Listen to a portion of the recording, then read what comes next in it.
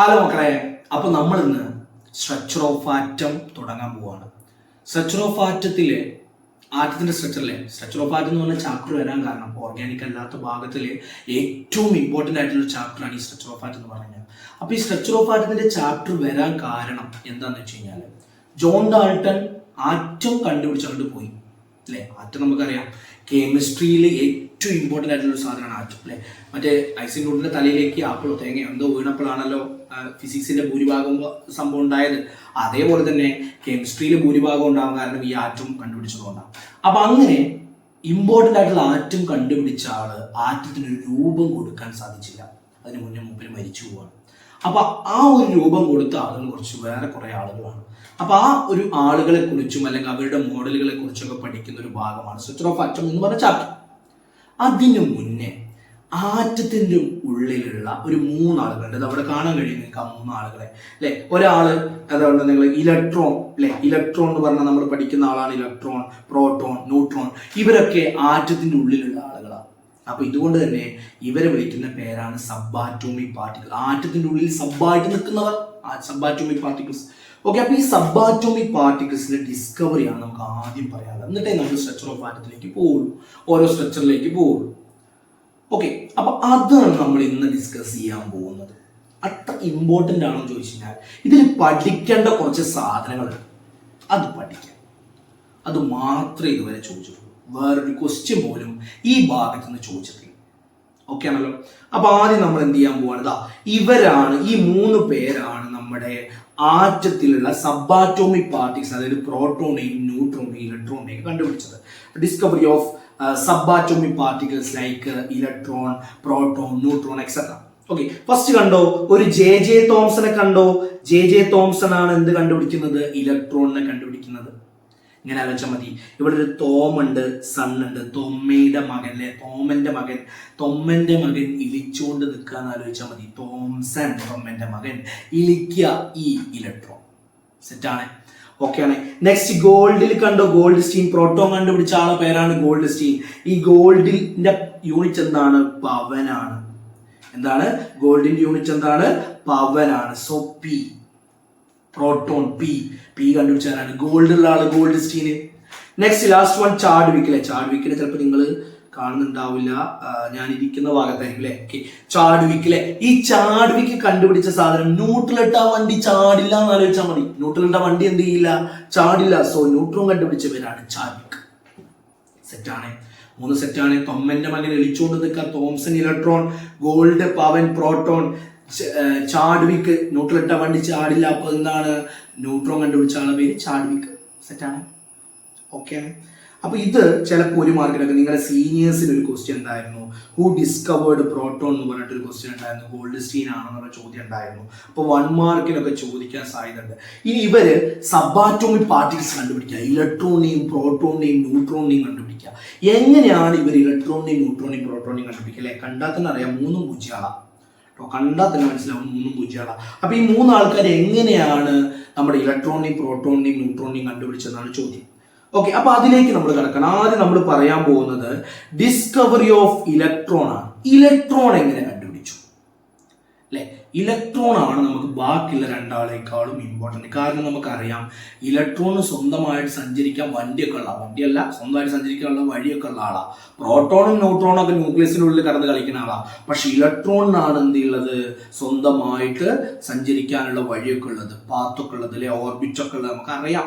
ഈ structure of atom എന്ന് പറഞ്ഞ ചാപ്റ്റർ 9ാം ക്ലാസ് ഇതേപോലെ പഠിക്കുന്നതാ. അപ്പൊ അതുകൊണ്ട് വ്യത്യാസം നമുക്കറിയാം. ഓക്കെ, അപ്പൊ ജെ തോംസൺ എങ്ങനെയാണ് നമ്മൾ ഈ ഇലക്ട്രോണിനെ കണ്ടുപിടിച്ചെന്നുള്ള കാര്യം പറയാൻ പോവാ. അതിനു മുന്നേ നമുക്ക് മുമ്പത്തെ എക്സ്പെരിമെന്റിന്റെ കാര്യങ്ങളൊന്നും പറയാം. ഡിസ്കവറി ഓഫ് ഇലക്ട്രോൺ കണ്ടോ, ഇങ്ങനെ ഒരു ട്യൂബ് കൊണ്ടുവച്ചു. ഇതൊരു ഗ്ലാസിന്റെ ട്യൂബാണ് കേട്ടോ. ഈ സാധനം ഒരു ഗ്ലാസ് ട്യൂബാണെന്ന് ആലോചിക്കുക. അതൊരു ഗ്ലാസിന്റെ ട്യൂബാണ്. ഈ ഗ്ലാസിന്റെ ട്യൂബിലേക്ക് മൂപ്പർ എന്ത് ചെയ്യാണ്, ഒരു ഭാഗത്ത് ഒരു വാക്വം പമ്പ് എന്ന് പറഞ്ഞ സാധനം കൊടുത്തിട്ടുണ്ട്. വാക്വം പമ്പ് എന്ന് പറഞ്ഞാൽ അതിലേക്ക് ഗ്യാസിനെ പുറത്തേക്ക് കളയാനും അതിലേക്ക് ഉള്ളിക്കാക്കാനൊക്കെ ഉപയോഗിക്കുന്ന ഒരു പമ്പാണ് എന്തെന്ന് പറയുന്നത്, വാക്വം പമ്പ് എന്ന് പറഞ്ഞു കഴിഞ്ഞാൽ. ഓക്കെ, നെക്സ്റ്റ് ഇതിലേക്ക് ഒരു ഹൈ വോൾട്ടേജ് ഉൾപ്പെടെ കൊടുക്കുക. ഹൈ വോൾട്ടേജ് ഏതായിട്ട് കണക്ട് ചെയ്ത് ഇവിടെ കണ്ടോ, 2 ഇലക്ട്രോഡുകൾ നിങ്ങൾ കേട്ടിട്ടുണ്ടാവും. ഒരു ഇരുമ്പിന്റെ റോഡ്, ഈ റോഡാണ് ഇലക്ട്രോഡ് എന്നറിയപ്പെടുന്നത്. ഓക്കെ, ഈ റോഡ് വെച്ചിട്ട് മൂപ്പർ എന്ത് ചെയ്തിരിക്കുന്ന കണക്ട് ചെയ്തിരിക്കുന്നു, ഹൈ വോൾട്ടേജിനെ. ഈ ശ്രദ്ധിക്കുക, പോസിറ്റീവ് ഭാഗത്തല്ലേ, പോസിറ്റീവ് ഭാഗം കണക്ട് ചെയ്തിരിക്കുന്ന ഇലക്ട്രോഡാണ് പോസിറ്റീവ് ഇലക്ട്രോഡ്, അതിനെ വിളിക്കുന്ന പേരാണ് ആനോഡ്. നെഗറ്റീവ് ഭാഗം കണക്ട് ചെയ്തിരിക്കുന്ന ഇലക്ട്രോഡിനെ വിളിക്കുന്ന പേരെന്താണ്, നെഗറ്റീവ് ഇലക്ട്രോഡിനെ വിളിക്കുന്ന പേരെന്താണ്, കാഥോഡ്. ഇങ്ങനെ വിളിച്ചാൽ മതി. ഇതിലൊരു ആനേനെ കാണാം, ഇതിലൊരു കാറ്റിനെ കാണാം. വലിയ ഭാഗം പോസിറ്റീവ്, ചെറിയ ഭാഗം നെഗറ്റീവ് അല്ലേ. ഇതിൽ ഏതാ വലുത്, ആനയാണോ കാറ്റാണോ? ആനയല്ലേ വലുത്. അപ്പൊ ആനോഡ് പോസിറ്റീവ്, കാഥോഡ് നെഗറ്റീവ്. സെറ്റാണ്. ഇനി മൂപ്പര് ഈ വോൾട്ടേജ് അപ്ലൈ ചെയ്ത സമയത്ത് മൂപ്പര് എന്ത് ചെയ്തു അറിയോ? മൂപ്പര് എന്ത് ചെയ്യാൻ പറ്റും? മൂപ്പർക്ക് കാഥോഡിൽ നിന്നും കുറച്ച് ആളുകൾ ഇങ്ങനെ കുറെ ആളുകൾ കാഥോഡിൽ നിന്നും ആനോഡിലേക്ക് ഇങ്ങനെ മൂവ് ചെയ്യുന്ന മൂപ്പര് കണ്ടു അല്ലെ. കാഥോഡിൽ നിന്നും ആനോഡിലേക്ക് കുറച്ച് ആളുകൾ ഇങ്ങനെ മൂവ് ചെയ്യുന്നതായിട്ട് മൂപ്പര് ശ്രദ്ധയിൽപ്പെടുകയാണ്. ഓക്കെ, ഇത് വെച്ചിട്ടാണ് മൂപ്പര് ഡിസ്കവറി മൂപ്പര് ചെയ്യാൻ പോകുന്നത്. അപ്പൊ കാഥോഡിൽ നിന്നും ആനോഡിലേക്ക് കുറെ റേസ്, കുറെ പാർട്ടിക്കിൾസ് അല്ലെങ്കിൽ റേസ്, കുറെ ലൈറ്റിന്റെ കുറെ സാധനങ്ങൾ കണ്ടു. അതുകൊണ്ട് നമ്മൾ പണ്ട് കാറ്റിനൊക്കെ പേരിടുന്ന ആലോചിച്ചിട്ടുണ്ട്. നമ്മള് എവിടെ നിന്നാണോ വീശുന്നത് അതാണ് കാറ്റിന്റെ പേര്. തെക്കുന്ന് വീശിയ തെക്കൻ കാറ്റ്, വടക്കുന്ന് വീശിയ വടക്കൻ കാറ്റ്, കിഴക്കുന്നാണ് കിഴക്കൻ കാറ്റ്, നമ്മളെന്ന് വീശിയ നമ്മളെ കാറ്റ് പോയി എന്നൊക്കെ പറയൂലേ. ഓക്കെ, അതേപോലെ തന്നെ കാഥോഡ് എന്നല്ലേ ഇത് വീശുന്നത്, അതുകൊണ്ട് മൂപ്പര് ഇതിന് പേരിട്ടു കാഥോഡ് റേ. കാഥോഡിൽ നിന്ന് വീശുന്ന റേ, സോറി വീശല്ല കേട്ടോ, കാഥോഡിൽ നിന്ന് വരുന്ന റേ ആയതുകൊണ്ട് മൂപ്പര് പേരിട്ടു കാഥോഡ് റേ. ഓക്കെ, അപ്പൊ കാഥോഡ് റേ എന്ന് പറയുന്ന ആളുകൾ ഇവിടെ നിന്ന് ഇങ്ങോട്ട് മൂവ് ചെയ്തു. പക്ഷേ ഇവർക്കൊരു പ്രത്യേകത ഉണ്ട്. എന്താ അവരുടെ പ്രത്യേകത? ഇവരെ കണ്ണുകൊണ്ട് കാണാൻ കഴിയില്ലേ. അപ്പൊ പിന്നെ എങ്ങനെ ഇയാൾ കണ്ടതില്ലേ? അപ്പൊ അതിന് വേണ്ടിയിട്ട്, ഇത് കാണാൻ വേണ്ടിയിട്ട് മൂപ്പർ ചെയ്തൊരു സൂത്രപ്പണിയാണ് അടുത്ത കൊടുത്തിട്ടുള്ള പിക്ചർ. ഇതേ എക്സ്പെരിമെന്റ് തന്നെ മൂപ്പർ എന്ത് ചെയ്തു അറിയോ? കുറച്ച് വേറെ രീതിയിൽ ചെയ്തു. അതായത് ഇവിടെ ആനോഡ് കൊടുത്തത് ഒരു സ്ട്രെയിറ്റ് അല്ലെ, ഒരു റോഡായിട്ടാണ് കൊടുത്തത്. പക്ഷെ ഇതേ റോഡിന് ആനോഡിന് എന്ത് ചെയ്തു? മൂപ്പര് ചെറിയ ചെറിയ ഹോളുകൾ ഇട്ട് കൊടുത്തു. കണ്ടോ, ഇവിടെ കണ്ടോ നിങ്ങൾ? ഈ ആള് ഒരു ഹോളും ഇല്ല, പക്ഷെ ഇവിടെ എത്തിയപ്പോ കണ്ടോ നിങ്ങൾ, കുറച്ച് ഹോൾസ് വന്നു അല്ലെ, കുറച്ച് ഹോൾസുകൾ വന്നു. അപ്പൊ ഇതിന്റെ ഉള്ളിൽ കൂടെ ഈ റേസിന് പോകാൻ പറ്റും, കാരണം ഇതൊക്കെ ഹോൾസ് ആണ്. അപ്പൊ അതിന് വേണ്ടിയിട്ട് മൂപ്പര് എന്ത് ചെയ്തു? ഈ വന്ന റേസ് ഒക്കെ ഈ ഓട്ടയുടെ ഉള്ളിൽ കൂടെ പോയിട്ട് ഈ ഗ്ലാസിന്റെ ഈ ഒരു ഭാഗത്ത് പോയിട്ട് ഇറ്റ് ചെയ്യാൻ തുടങ്ങി, തട്ടാൻ തുടങ്ങി. അവിടെ തട്ടുമ്പോൾ ആ തട്ടുന്ന ഭാഗം നമുക്ക് കാണണം, അവിടെ തട്ടുന്നുണ്ടെന്ന് മനസ്സിലാക്കണം. അതിന് വേണ്ടിയിട്ട് മൂപ്പര് സാധനം കൊടുത്തു. അതിന്റെ പേരാണ് ഫ്ലൂറസെന്റ് കോട്ടിംഗ്. നിങ്ങൾ കേട്ടിട്ടുണ്ട് എവിടെ? നമ്മുടെ ഫിസിക്സിൽ ഫ്ലൂറസെന്റ് ലാമ്പ് എന്ന് പറഞ്ഞ സാധനത്തിൽ ഫ്ലൂറസെന്റ് കോട്ടിംഗ്, ഒരു വെള്ളപ്പൊടി, അതുപോലത്തെ ഒരു പൊടി ഇട്ട് കൊടുത്തു. അതായത് ഇവിടെ വല്ല ഇൻവിസിബിൾ റേസും വന്ന് തട്ടിക്കഴിഞ്ഞാൽ നമുക്ക് അതിനെന്ത് ചെയ്യാൻ തുടങ്ങും? ഇവിടെ അങ്ങനെ ഒരു ലൈറ്റ് ആയിട്ട് കാണാൻ തുടങ്ങും. മൂപ്പര് മനസ്സിലാക്കി ഇവിടെ നിന്ന് ഇങ്ങനെ വരുന്നുണ്ട്. ഓക്കെ, അങ്ങനെ ഹോൾ ഇട്ട ആനോഡിനെ മൂപ്പര് വിളിച്ച പേരാണ് പെർഫറേറ്റഡ് ആനോഡ്. അങ്ങനെ ഹോളുള്ള ഓട്ടമുള്ള ഒരു പേപ്പർ എടുത്തിട്ട് ആ പേപ്പർ എന്താ ചെയ്യുക, കുറെ ഭാഗം ഇങ്ങനെ കളഞ്ഞിട്ട് അതിലൊരു ഹോൾ വന്നു കഴിഞ്ഞാൽ ആ ഹോളുള്ള ആളെ വിളിക്കുന്ന പേരാണ് പെർഫറേറ്റഡ് ആനോഡ്, ഹോളുള്ള ആനോഡ്. ഇതാണ് മൂപ്പരുടെ എക്സ്പെരിമെന്റ്. ഈ എക്സ്പെരിമെന്റ് ഒന്നും ഇതുവരെ ചോദിച്ചിട്ടേ ഇല്ല. ഓക്കെ, അപ്പൊ നമുക്ക് ജസ്റ്റ് അതുകൊണ്ട് തന്നെ ഈ എക്സ്പെരിമെന്റിന്റെ പേരൊന്ന് ഓർത്ത് വെക്കണം. കാഥോഡ് റേനെ കണ്ടുപിടിച്ച എക്സ്പെരിമെന്റ് അല്ലേ. അപ്പൊ cathode ray discharge tube experiment. Discharge tube ആണ് ഈ ട്യൂബിന്റെ പേരാണ് ഡിസ്ചാർജ് ട്യൂബ്. അപ്പൊ കാഥോഡ് റേ കണ്ട ഡിസ്ചാർജ് ട്യൂബ് എക്സ്പെരിമെന്റ്. അപ്പൊ അതിന്റെ പേരാണ് ഇവിടെ എന്റെ പേര് കൊടുത്തിരിക്കുന്നു. ഇതാണ് പേര്, cathode ray discharge tube experiment. Cathode ray discharge tube experiment. Okay, അപ്പോൾ അതിന്റെ കുറച്ച് കാര്യങ്ങൾ ഞാൻ ഇവിടെ കൊടുത്തിട്ടുണ്ട്, പോയിന്റ് ആയിട്ട് നിങ്ങൾ നോട്ടിലൊക്കെ എഴുതാൻ വേണ്ടിയിട്ട്. കാരണം നോട്ട് നമുക്ക് പ്രൊവൈഡ് ചെയ്യാൻ പറ്റില്ല. നിങ്ങൾ ഈ നോട്ട് ഇത് കാണുമ്പോൾ തന്നെ നിങ്ങൾക്ക് നോട്ട് കിട്ടണം. അപ്പൊ അതിന് വേണ്ടിയിട്ട് കുറച്ച് കാര്യങ്ങളായിട്ട് ഞാൻ കൊടുത്തിട്ടുണ്ട്. ഇത്രയും മതി നമുക്ക്. നമുക്ക് അടുത്ത വേണ്ടത് ഈ കാഥോഡ് റേന്റെ പ്രോപ്പർട്ടീസ്. അതാണ് നമുക്ക് ഏറ്റവും ഇമ്പോർട്ടന്റ് ആയിട്ടുള്ള കാര്യം. അത് പറയുന്നതിന്റെ മുന്നേ നമ്മൾ ജസ്റ്റ് അതിന്റെ എക്സ്പെരിമെന്റ് കാര്യങ്ങളൊക്കെ ഒന്ന് പറയുന്നു. ഓക്കെ, ഒന്ന് നോക്കാം. നമുക്ക് ഈ ഓരോ പോയിന്റുകൾ ഒന്ന് നോക്കാം. Electron was discovered by J Thomson by cathode ray discharge tube experiment. ആ എക്സ്പെരിമെന്റ് പേര് ഓർത്ത് വെക്കണം കേട്ടോ, cathode ray discharge tube experiment. എക്സാമിനല്ല, നിങ്ങളൊരു ജനറൽ ആയിട്ട് ഓർത്ത് വെക്കാം കേട്ടോ. നമുക്ക് അത്ര ഇമ്പോർട്ടന്റ് അല്ല. എല്ലാം പഠിച്ചു കഴിഞ്ഞിട്ട് നിങ്ങൾ സമയത്തിനനുസരിച്ച് പഠിച്ചാൽ മതി. പഠിക്കേണ്ട കാര്യം ഞാൻ പറഞ്ഞത് അത് സെറ്റാക്കി പഠിച്ചാൽ ഫുൾ മാർക്കാണ്. ഓക്കെ, അടുത്തത് electrode ray tube is made up of glass containing metal electrode. അല്ലെ, അതിലൊരു ഗ്ലാസ് ആണ് കൊണ്ടാണ് അത് ഉണ്ടാക്കിയുള്ളത്. പിന്നെ അതിൽ നിന്ന് ഒരു മെറ്റൽ ഇലക്ട്രോഡ്സ് ഉണ്ട്, അതാണ് പറഞ്ഞത് അല്ലെ.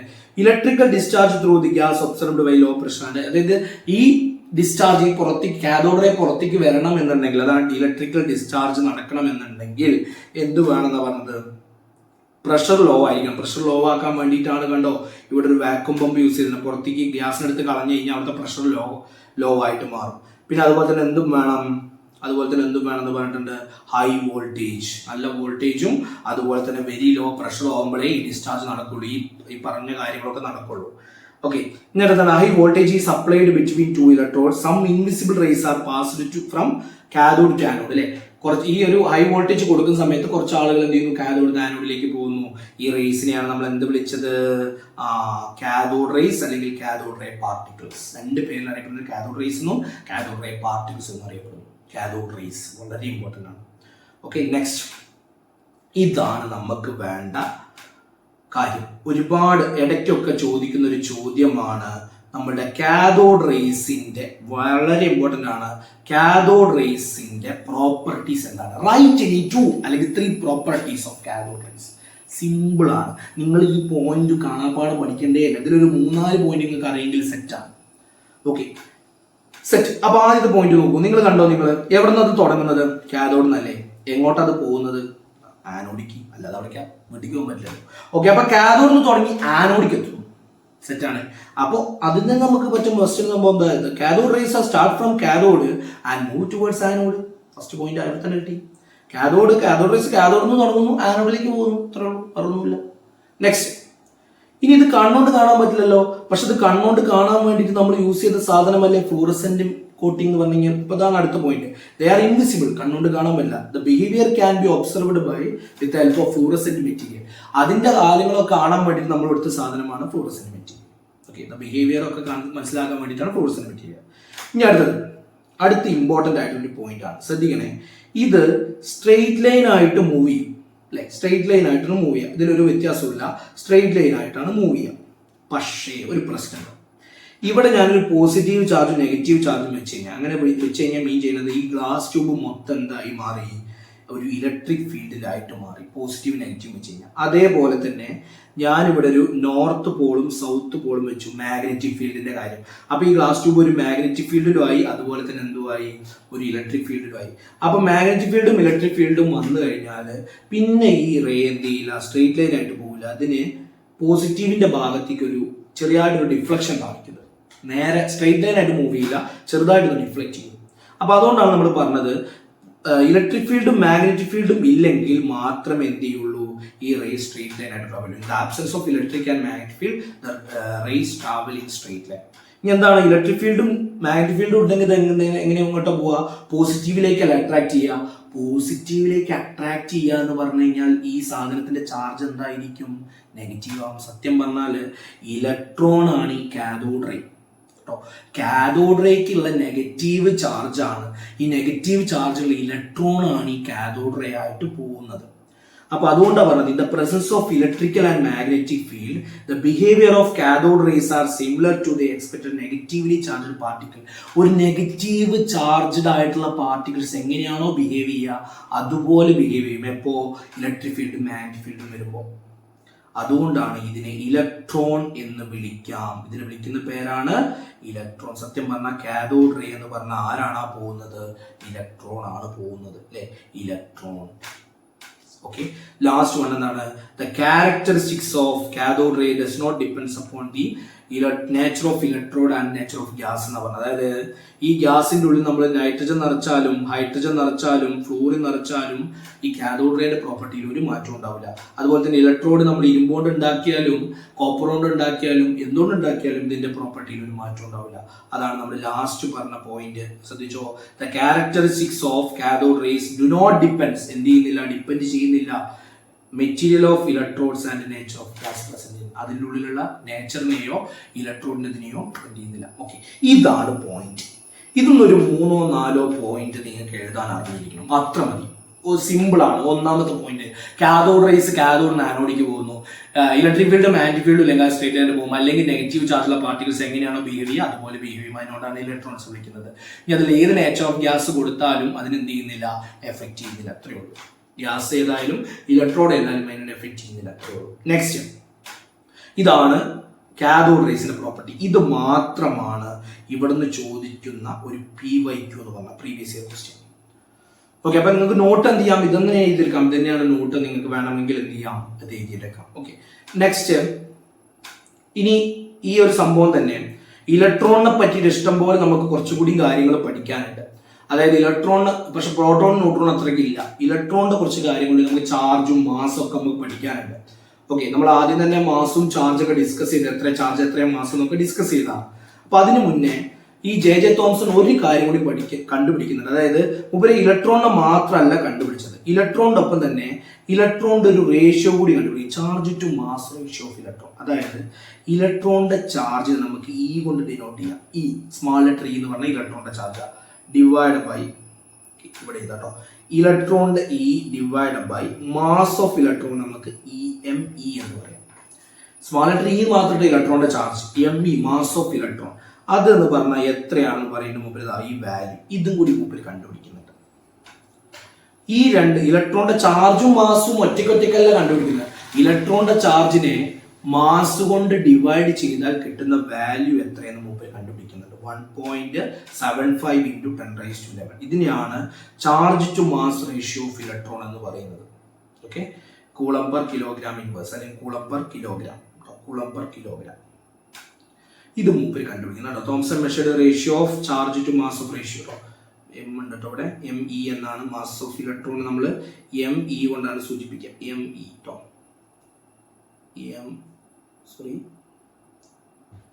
ME എന്ന് പറഞ്ഞതുകൊണ്ടാണ് സൂചിപ്പിക്കുക. ഓക്കെ, ഇപ്പൊ Thomson able to calculate the value of E/ME എന്ന് പറയുന്നു. ആ E/ME ന്റെ വാല്യൂ ഇവിടെ കൊടുത്തിട്ടുണ്ട്. ഓക്കെ, നെക്സ്റ്റ് ഇതിൽ നിന്നും വേറൊരാള്, അതായത് RA മില്ലിക്കൻ എന്ന് പറയുന്ന ആള് ഓയിൽ ഡ്രോപ്പ് എക്സ്പെരിമെന്റിലൂടെ ഇലക്ട്രോണിന്റെ ചാർജ് മാത്രം കണ്ടുപിടിച്ചു. വേറൊരാള് വരിക, ജെ തോംസൺ ഈ ചാർജ് ടു മാസ് റേഷ്യോ കണ്ടുപിടിച്ചു. അതോടൊപ്പം തന്നെ നമ്മുടെ വേറൊരാള് വന്നിട്ട് മില്ലിക്കൻ വന്നിട്ട് എന്ത് ചെയ്യാണ്, ഒരു ഓയിൽ ഡ്രോപ്പ് എക്സ്പെരിമെന്റ് എന്ന് പറഞ്ഞതിലൂടെ ഒരു ചാർജ് ഇങ്ങനെ ആലോചിച്ചാൽ മതി. ഇലക്ട്രോണിന്റെ ചാർജ് എന്ന് പറഞ്ഞാൽ ഇത്തിരി അല്ലല്ലോ, മില്ലി ഉണ്ടാവുള്ളൂ. അപ്പൊ മില്ലിക്കനാണ് കണ്ടുപിടിച്ചത്. ഈ മില്ലിയിലൊക്കെ നമ്മൾ സാധനം, മില്ലി ലിറ്ററിലൊക്കെ നമ്മൾ സാധനം വാങ്ങുന്നത് എന്താണ്, ഓയിൽ അല്ലേ. അപ്പോൾ ഓയിൽ ഡ്രോപ്പ് എക്സ്പെരിമെന്റ്. ഓക്കെ, അപ്പോൾ ചാർജ് കണ്ടുപിടിച്ച ആളാരാണ്, മില്ലിക്കൻ. ഏതാ എക്സ്പെരിമെന്റ്, ഓയിൽ ഡ്രോപ്പ് എക്സ്പെരിമെന്റ്. എത്ര ചാർജ്, 1.6 × 10⁻⁻1.6 × 10⁻90 കൂടും. അതൊക്കെ നമ്മൾ പറഞ്ഞതാ, ചാർജൊക്കെ നമ്മൾ പറഞ്ഞതാ, കണ്ടുപിടിച്ച ആളുകൾ പറഞ്ഞു. അപ്പൊ നമുക്ക് ഇപ്പൊ രണ്ട് കാര്യങ്ങൾ കിട്ടിയിട്ടുണ്ട്. ഇലക്ട്രോണിന്റെ ചാർജും കിട്ടിയിട്ടുണ്ട്, ഇലക്ട്രോണിന്റെ ചാർജിനെ അതിന്റെ മാസോട് ഡിവൈഡ് ചെയ്തുള്ള റേഷ്യോയും കിട്ടിയിട്ടുണ്ട്. അങ്ങനെയാണെങ്കിൽ നമുക്ക് മാസ് മാത്രം കണ്ടുപിടിച്ചൂടെ അല്ലെ. നോക്കൂ നിങ്ങൾ, E/ME നമ്മുടെ കയ്യിലുണ്ട്, ഇയും നമ്മുടെ കയ്യിലുണ്ട് അല്ലെ. അപ്പൊ അതിൽ നിന്ന് നമുക്ക് എന്ത് കണ്ടുപിടിക്കാൻ പറ്റും, മാസ് കണ്ടുപിടിക്കാൻ പറ്റും. വേറെ പ്രശ്നമൊന്നുമില്ല, മാസ് നമുക്ക് കണ്ടുപിടിക്കാൻ പറ്റില്ല. ഈ ഭാഗത്ത് വാല്യൂ കൊടുത്താൽ മതിയല്ലോ അല്ലെ. അപ്പൊ ഈന്റെ ഭാഗത്ത് വാല്യൂ കൊടുത്തു കഴിഞ്ഞാൽ നമുക്ക് എന്ത് വരും, ജസ്റ്റ് നോക്കാം നമ്മൾ, 1.6 × 10⁻⁻19 divide by ME is equal to 1.75 എന്ന് വരും, ഇൻറ്റു 10⁻11. ഈ ME കൊണ്ടുവരും, അതിനെ കൊണ്ടുവരും ചെയ്യുമ്പോൾ നമുക്ക് നിങ്ങൾ ഇത് അതുപോലെ E/MV ചെയ്ത സമയത്ത് ഈ ഇന്റെ വാല്യൂ നമുക്കറിയാം, E/MV നമുക്കറിയാം. അങ്ങനെയാണെങ്കിൽ നമുക്ക് ME-ന്റെ വാല്യൂ കണ്ടുപിടിക്കാൻ പറ്റും. ME-ന്റെ വാല്യൂ നമുക്കറിയാം 9.1 × 10⁻31 കിലോഗ്രാം ആണ്. ഓക്കെ, അപ്പോൾ ഈ ഒരു കാര്യങ്ങൾ നമുക്ക് ചെയ്യാൻ പറ്റും. ഇതിൻ്റെ ഉള്ളിൽ തന്നെ നമുക്ക് മാസും കിട്ടി, ചാർജും കിട്ടി, E/MV കിട്ടി. അപ്പൊ E/MV എന്ന് പറയുന്ന വാല്യൂ ജെ തോംസൺ കണ്ടുപിടിച്ചത് കൊണ്ടും അതുപോലെ തന്നെ മില്ലിക്കൻ ഇതിന്റെ വാല്യൂ കണ്ടുപിടിച്ചത് കൊണ്ടാണ് ഇത് നമുക്ക് കിട്ടിയത്. ഇതൊന്നും ഇമ്പോർട്ടൻ്റ് അല്ല കേട്ടോ. ഇവിടെ നിങ്ങൾ ഓർത്ത് വെക്കേണ്ട ഒരു കാര്യം എന്ന് പറഞ്ഞു കഴിഞ്ഞാല്, ഇവിടെ നിങ്ങൾ ഓർത്ത് വെക്കേണ്ട ഒരു കാര്യം, എൻട്രൻസിനൊക്കെ ആണെങ്കിൽ ഇതെല്ലാം പറഞ്ഞതൊക്കെ ഇമ്പോർട്ടൻ്റ് തന്നെയാണ്. പക്ഷെ ഇവിടെ നിങ്ങൾ ഓർത്ത് വെക്കേണ്ട ഒരു കാര്യം എന്ന് പറഞ്ഞു കഴിഞ്ഞാൽ അത്രയേ ഉള്ളൂ. ഒന്ന്, എത്രയാണ് E/MV റേഷ്യോ ഓഫ് ഇലക്ട്രോൺ എന്നുള്ളതെന്ന് ഓർത്ത് വെക്കണം. അത് ജെ തോംസൺ ആണ് കണ്ടുപിടിച്ചത്. പിന്നെ ചാർജും അതുപോലെ തന്നെ മാസും എത്രയെന്നുള്ളതൊന്ന് ഓർത്ത് വെക്കണം. അത് നമ്മൾ മുന്നേ തന്നെ പഠിച്ച സാധനമാണ്, അതുകൊണ്ട് അത് അവിടെ തീർന്നു. ഓക്കെ, അപ്പൊ നോക്കി നിങ്ങൾ ഇലക്ട്രോൺ കണ്ടുപിടിച്ചു. ഇലക്ട്രോൺ എന്ന് പറഞ്ഞു കഴിഞ്ഞാൽ കാഥോഡ് റേസിന്റെ പ്രോപ്പർട്ടീസ് പഠിച്ചു. അത് കഴിഞ്ഞിട്ട് അതിന്റെ ചാർജും മാസും E/MV ഒക്കെ കണ്ടുപിടിച്ചു, റേഷ്യോ ഒക്കെ കണ്ടുപിടിച്ചു. ഇത്രയുള്ള ഇലക്ട്രോൺ, ഇത്രയും ഇലക്ട്രോൺ കുറച്ച് കൂടുതലുണ്ട് കേട്ടോ. പക്ഷെ നിങ്ങൾക്ക് പഠിക്കേണ്ട രണ്ട് കാര്യങ്ങളെ ഞാൻ പറഞ്ഞുള്ളൂ. ഒന്ന്, കാഥോഡ് റേസിന്റെ പ്രോപ്പർട്ടീസ്. രണ്ട്, അതിന്റെ ചാർജ് എത്രയാണ്, മാസ് എത്രയാണ്, E/MV റേഷ്യോ എത്രയാണ്. ഓക്കെ, ഇത്രേ ഉള്ളൂ. നെക്സ്റ്റ് നമ്മൾ അടുത്തയിലേക്ക് പോവാണ്, ഡിസ്കവറി ഓഫ് പ്രോട്ടോൺ. ഞാൻ പറഞ്ഞു ഗോൾഡ്സ്റ്റീൻ ആണ് കണ്ടുപിടിച്ചത്. ഗോൾഡ്സ്റ്റീൻ ഇതേ എക്സ്പെരിമെന്റ് തന്നെ കേട്ടോ. ഇതേ എക്സ്പെരിമെന്റിന് മുമ്പ് എന്താ ചെയ്തെന്ന് വെച്ച് കഴിഞ്ഞാൽ ചെറിയൊരു വ്യത്യാസം വരുത്തി. എന്താ കാട്ടിയത്, ഇവിടെ ഈ ആനോഡ് അതേപോലെ തന്നെ വെച്ചു, കാഥോഡിൽ ഓട്ടിട്ട്. മുമ്പ് എന്ത് ചെയ്യാൻ പറ്റി, ജെ തോമസും കാഥോഡിൽ നിന്ന് ആനോഡിലേക്ക് കുറെ റേസ് പോകുന്നത് കണ്ടതുപോലെ തന്നെ മൂപ്പർ എവിടെ നിന്ന് എങ്ങോട്ടാ പോകുന്നത് കണ്ടത്, അതേസമയം ആനോഡിൽ നിന്ന് കാഥോഡിക്കും കുറെ റേസ് പോകുന്നുണ്ട്. നെഗറ്റീവ് ചാർജിലേക്ക് പോകുന്നതുകൊണ്ട് തന്നെയാണ് ഇലക്ട്രോണിന് നെഗറ്റീവ് ചാർജ് വരാൻ കാരണം. അപ്പൊ ഇത് പോസിറ്റീവ് എന്നല്ലേ പോരുന്നത്, അപ്പൊ ഇതിന്റെ ചാർജ് എന്തായിരിക്കും, പോസിറ്റീവ് ചാർജ് ആയിരിക്കും. ഓക്കെ, അപ്പൊ അതാണ് മൂപ്പർ ആദ്യം കണ്ടത്. ഓക്കെ, അതുകൊണ്ട് തന്നെ മറ്റ് കാഥോഡിൽ നിന്ന് വരുന്നതിന് മൂപ്പര് ജെ തോമസ് കാഥോഡ് റേസ് എന്ന് പേരുണ്ട്. അപ്പോൾ ഗോൾഡ് സ്റ്റീന് ആനോഡിൽ നിന്ന് വരുന്നതിന് എന്ത് പേരിട്ടുണ്ടാവും, ആനോഡ് റേസ്. ആനോഡ് റേസിന്റെ വേറൊരു പേരാണ് കനാൽ റേസ്. ഒന്നുകൂടി മൂപ്പര് പേരിട്ടു, കനാൽ റേസ്. ഓക്കെ, തന്നെയാണ് കേട്ടോ. ഇതെന്ത് ചെയ്തു, വാക്വേറ്റഡ്. ഇതൊക്കെ പിന്നെ ഈ പോയിന്റുകളൊക്കെ സെയിം ആണ്. Applied high voltage found some പോസിറ്റീവില് opposite direction of cathode rays. Cathode റേസിന് എന്ത് ചെയ്തു, ഓപ്പോസിറ്റ് ആയിട്ട് പോയി. അതായത് ഒരു പോസിറ്റീവ് ചാർജ് വരുന്നതുകൊണ്ടാണ് അതിന് ഓപ്പോസിറ്റ് ആയിട്ട് പോകുന്നത്. ഓക്കെ, ആനോഡ് റേസ് അല്ലെങ്കിൽ കനാൽ റേസ് ഇങ്ങനെ ആലോചിച്ചാൽ മതി. പണ്ട് ഉണ്ടായിരുന്ന ഒരു അരിക്കൊമ്പന്റെ കഥ. അരിക്കൊമ്പന്റെ സ്ഥലം എന്ന് പറഞ്ഞാൽ ചിന്നക്കനാലായിരുന്നു. അല്ലെങ്കിൽ ആന കനാലിൽ വീണു എന്ന് ആലോചിച്ചാൽ മതി. അപ്പൊ ആനോഡ് റേസ് ആണ് കനാൽ റേസ്. ആന കനാലിൽ വീണു, അതേ വാർത്തുള്ളൂ. അതായത് കാഥോഡ് പോയിട്ട് കനാലിൽ വീണാൽ വാർത്തല്ല, ആന വീണാൽ അവിടെ വാർത്തുള്ളൂ. ഓക്കെ, ഇതൊക്കെ എന്താണ്, ഇതൊക്കെ കോഡുകളാണ് കേട്ടോ. ഇതൊന്നും എന്ത് ചെയ്യരുത്, നമ്മുടെ എക്സാം പേപ്പറിൽ കാണരുത്. ഓക്കെ, അപ്പൊ ആനോഡ് റേസ് അല്ലെങ്കിൽ കനാൽ റേസ്. അപ്പൊ അവിടെ നമ്മൾ പ്രോപ്പർട്ടീസ് ഓഫ് കാഥോഡ് റേസ് പറഞ്ഞ പോലെ തന്നെ ഇവിടെ പ്രോപ്പർട്ടീസ് ഓഫ് കനാൽ റേസ് അല്ലെങ്കിൽ ആനോഡ് റേസ്. ഓക്കെ, വളരെ ഇമ്പോർട്ടൻ്റ് ആണ്. ഈ രണ്ട് സാധനം മാത്രമേ ഇവിടെ നിന്ന് പ്രീവിയസ് ഇയർ ആയിട്ട് ചോദിച്ചിട്ടുള്ളൂ, വേറെ ഒന്നും ചോദിച്ചിട്ടില്ല. ഓക്കെ, അപ്പൊ ശ്രദ്ധിക്കുക, ഇത് മാത്രം പഠിച്ചു വെച്ചാലും മതി കേട്ടോ. ഒരു മിനിമം ഇതെങ്കിലും പഠിക്കണം. ബാക്കിയുള്ള നിങ്ങളുടെ ഇതിനനുസരിച്ചാണ് നിങ്ങൾ ഫുൾ മാർക്കും എൻട്രൻസ് ഒക്കെ വർക്ക് ചെയ്യുന്നവരാണെങ്കിൽ ഒക്കെ പഠിക്കാം. ഓക്കെ, ഇതേപോലെ തന്നെ എന്താണ്, അവിടെ നേച്ചർ ഡിപ്പെൻഡ് ചെയ്യുന്നുണ്ടായിരുന്നില്ല. ഇവിടെ ഇലക്ട്രോണിന്റെ നേച്ചർ ഒന്നും എന്ത് ചെയ്യുന്നുണ്ടായിരുന്നില്ല, ഡസ് നോട്ട് ഡിപ്പെൻഡ് എന്ന് പറഞ്ഞു. ഇവിടെ ഇങ്ങനെയല്ല, ഇവിടെ നേച്ചർ ഡിപ്പെൻഡ് ചെയ്യുന്നുണ്ട്. അതാണ് പറയുന്നുണ്ടോ, depends on the nature of gas of cathode ray tube. അതിലുള്ള ഗ്യാസിൽ, അതായത് നിങ്ങൾ ശ്രദ്ധിക്കുക, അത് എന്തുകൊണ്ടാണ് നേച്ചർ ഡിപ്പെൻഡ് ചെയ്യാൻ കാരണം എന്ന് വെച്ച് കഴിഞ്ഞാൽ, ഹൈഡ്രജൻ എന്ന് പറയുമ്പോൾ ഒറ്റ പ്രോട്ടോണേ ഉള്ളൂ. പക്ഷെ ഹീലിയത്തിനാവുമ്പോൾ 2 പ്രോട്ടോൺ ഉണ്ട്, ലിഥിയത്തിനാവുമ്പോൾ 3 പ്രോട്ടോൺ ഉണ്ട് അല്ലെ. ഈ 3 ആളും ഒരുമിച്ചാണ് നിൽക്കുക. ഈ 2 ആൾ ഒരുമിച്ച്, ഈ ഒരാൾ ഒരുമിച്ച്. അപ്പൊ ഗ്യാസ് മാറുന്നതിനനുസരിച്ച് കണ്ടോ, ഇവർ ഒരാളായി, 2 ആളായി, 3 ആളായി. ഗ്യാസ് മാറുമ്പോൾ ഇയാളുടെ പ്രോപ്പർട്ടിയിലും മാറ്റും. ഇവർ ഒരുമിച്ചേ പോവുള്ളൂ. പക്ഷെ ഇലക്ട്രോൺ അങ്ങനെയല്ല, എത്ര ആളുണ്ടെങ്കിലും ഒറ്റ കുറുക്കന്മാരാണ് ഇലക്ട്രോൺ, ഒരുമിച്ച് ഒറ്റയ്ക്ക് പോവുള്ളൂ. അതുകൊണ്ടാണ് ഇലക്ട്രോൺ കണ്ടുപിടിച്ച കാഥോഡ് റേസിൽ ഈ ഗ്യാസ് ഏതെടുത്താലും ഒറ്റയ്ക്കേ പോവുള്ളൂ. പക്ഷെ ഇവിടെ അങ്ങനെയല്ല, ഓരോരുത്തർ എടുക്കുന്നതിനനുസരിച്ച് എന്ത് ചെയ്യുന്നുണ്ട്, അതിലുള്ള ആളുകളുടെ എണ്ണം കൂടി വരുന്നുണ്ട്. അതുകൊണ്ട് നമ്മൾ എടുക്കുന്ന ഗ്യാസ് മാറുന്നതിനനുസരിച്ചിട്ട് ഇയാളുടെ പ്രോപ്പർട്ടിയിലും മാറ്റം വരും. ദേ ഡിപ്പെൻഡ്സ് ഓൺ ദി, ഇവിടെ കണ്ടോ, ഇതിൽ കണ്ടോ, ദേ depends on the nature of gas present in the cathode ray tube. Cathode റേയിലുള്ള ഗ്യാസിനനുസരിച്ചും മാറ്റങ്ങൾ വരുന്നുണ്ട്. ഇനി അത് നേരത്തെ പറഞ്ഞ പോലെ ബിഹേവിയർ ക്യാൻ ബി എസ്, അത് നേരത്തെ പറഞ്ഞ പോലെ തന്നെ ആബ്സെൻസ് ഓഫ് മാഗ്നറ്റിക് ഫീൽഡ് എന്നും സ്ട്രേറ്റ് ലൈൻ ആയിട്ട് ട്രാവൽ ചെയ്യുന്നു. The behavior of these particle magnetic field opposite direction observed electron. Cathode rays എങ്ങനെയാണോ, ഇനി മാഗ്നറ്റിക് ഫീൽഡും ഇലക്ട്രിക് ഫീൽഡും കൊടുത്തു കഴിഞ്ഞാൽ എന്താണ് നിങ്ങൾ കാഥോഡ് റേസിൽ കണ്ടത്, അതിന്റെ ഓപ്പോസിറ്റ് ആയിരിക്കും ഇവിടെ. അതുകൊണ്ട് തന്നെ ആനോഡ് റേസിനെ നമ്മൾ പ്രോട്ടോൺ എന്ന് വിളിക്കും കേട്ടോ. ആനോഡ് റേസിനെ നമ്മൾ എന്ത് വിളിക്കാം, പ്രോട്ടോൺ എന്ന് വിളിക്കാം. മറ്റേതിനെ ഇലക്ട്രോൺ എന്ന് വിളിച്ചതുപോലെ പ്രോട്ടോൺ എന്ന് വിളിക്കാം. ഓക്കെ, നെക്സ്റ്റ് എന്താണ്, ഇതാണ് ഞാൻ ഈ പറഞ്ഞ പോയിന്റ്. ഇതൊന്ന് ശ്രദ്ധിക്കണം, ഈ പോയിന്റ് ഒന്ന് ശ്രദ്ധിക്കണം, പലർക്കും പ്രശ്നം ഉണ്ടാവുന്ന ഒരു പോയിന്റ് ആണ്. Some positively charged particle carried a multiple of fundamental units. അതായത് ചിലതിൽ കണ്ടോ, ഇതിൽ ഒറ്റ ഫണ്ടമെന്റൽസ് ഉള്ളൂ, ഒരു പ്രോട്ടോണേ ഉള്ളൂ. ഇവിടെ 2 പ്രോട്ടോൺ ഉണ്ട്, 2 ഫണ്ടമെന്റൽ യൂണിറ്റ്സ് ഉണ്ട്. ഇവിടെ 3 ഫണ്ടമെന്റൽസ് ഉണ്ട്. ഗ്യാസ് മാറുന്നതിനനുസരിച്ച് കണ്ടോ, പ്രോട്ടോണുകളുടെ കൂട്ടങ്ങൾ ഇപ്പോൾ 2 ഒരുമിച്ച് പോകും, 3 ഒരുമിച്ച് പോകും, അങ്ങനെ പോവാം. അപ്പൊ ഗ്യാസ് മാറുന്നതിനനുസരിച്ച് മൾട്ടിപ്പിൾ ഓഫ് ഫണ്ടമെന്റൽ യൂണിറ്റ്സ് ആയിട്ട് പോവാം. ഹൈഡ്രജൻ ആണെങ്കിൽ 1 മാത്രമേ ഉണ്ടാവുള്ളൂ. ഹീലിയം ആണെങ്കിൽ 2 ഒരുമിച്ച് പോകും, ലിഥിയം ആണെങ്കിൽ 3, ബെർലിയം ആണെങ്കിൽ 4, അങ്ങനെ പോവാം. ഓക്കെ, അപ്പോൾ മൾട്ടിപ്പിൾ ഓഫ് ഫണ്ടമെന്റൽ യൂണിറ്റ്സ് ആയിട്ടാണ് പോവുക. അപ്പൊ ഇതിലും ഒരു 4 ഒക്കെ നിങ്ങൾ പഠിച്ചു വെക്കുക. അപ്പോൾ ഒറ്റ പ്രോട്ടോണിനെ കിട്ടണമെന്നുണ്ടെങ്കിൽ അതിൽ ഏത് ഗ്യാസ് മാത്രമേ എടുക്കാൻ പറ്റുള്ളൂ, ഹൈഡ്രജൻ. കാരണം ഹൈഡ്രജന് മാത്രം ഒറ്റ പ്രോട്ടോൺ പോകുന്ന കാണാൻ പറ്റുള്ളൂ. മറ്റേലൊക്കെ 2, 3, 4 ഒക്കെ ഒരുമിച്ചാ പോവാ. സെറ്റാണ്. ഓക്കെ, അപ്പൊ ഇതിൽ പഠിക്കാനുള്ള 2 പോയിന്റുകൾ, ഒന്ന് ഈ ഒരു സ്ലൈഡാണ്, ഈ ഒരു സ്ലൈഡാണ് പഠിക്കാനുള്ളത്.